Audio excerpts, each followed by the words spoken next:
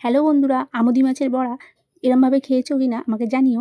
বেসনের মধ্যে আদা, রসুন, কাঁচা লঙ্কা, ধনেপাতা পেস্ট করে তার মধ্যে আমুদি মাছগুলো বুড়িয়ে ভালো করে তেল গরম হলে ভেজে নিলাম আমুদি মাছের বড়া।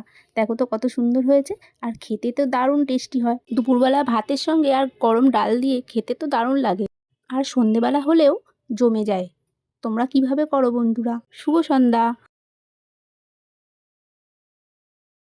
হ্যালো বন্ধুরা, আমুদি মাছের বড়া এরমভাবে খেয়েছো কি না আমাকে জানিও।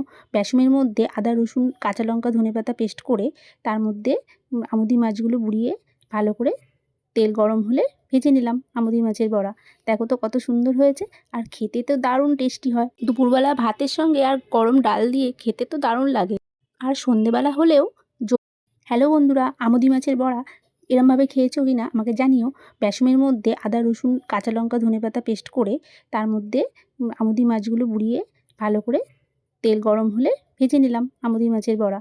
দেখো তো কত সুন্দর হয়েছে, আর খেতে তো দারুণ টেস্টি হয়। দুপুরবেলা ভাতের সঙ্গে আর গরম ডাল দিয়ে খেতে তো দারুণ লাগে, আর সন্ধেবেলা হলেও